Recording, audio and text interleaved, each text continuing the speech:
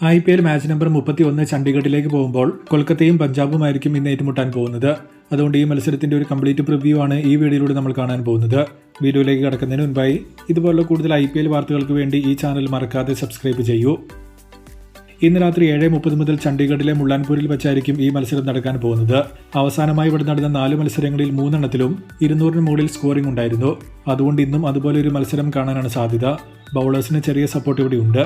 IPL-ൽ ഇതുവരെ ഇവർ ഏറ്റുമുട്ടിയിട്ടുള്ള 33 മത്സരങ്ങളിൽ 21 വിജയിച്ച കൊൽക്കത്തയാണ് ഹെഡ് ടു ഹെഡ് ലീഡ് ചെയ്യുന്നത്.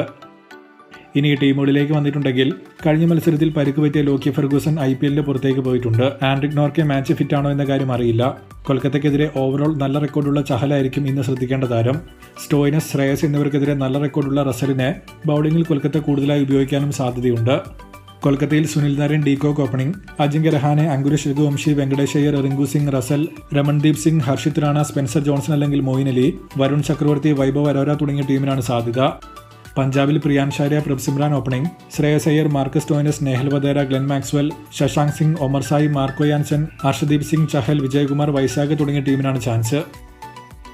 അവസാനമായി ശ്രദ്ധിക്കേണ്ട താരങ്ങൾ വിജയ സാധ്യത എന്ന് നോക്കിയാൽ പ്രിയാൻഷ് ആര്യ, ശ്രേയസ്, ഹർഷദീപ് എന്നിവരെ പഞ്ചാബിൽ നിന്നും, രഹാനെ, നരേൻ, വരുൺ എന്നിവരെ കൊൽക്കത്തയിൽ നിന്നും ശ്രദ്ധിക്കേണ്ടതുണ്ട്. വിജയ സാധ്യത പഞ്ചാബിന് തന്നെയാണ് കൂടുതൽ കാണുന്നത്.